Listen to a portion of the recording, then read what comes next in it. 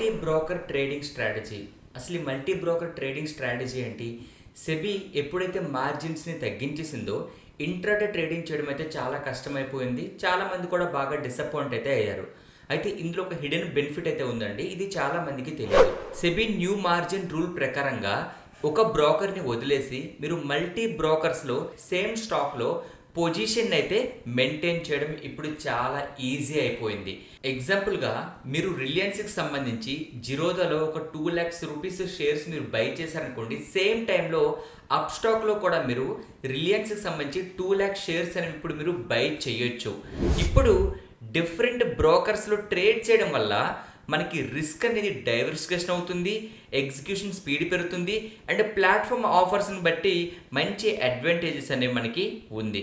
So next time మీరు మార్జిన్స్కి సంబంధించి నెగిటివ్గా అనుకోవడం కంటే ఈ మల్టీ బ్రోకర్ ట్రేడింగ్ స్ట్రాటజీని అయితే ట్రై చేయండి.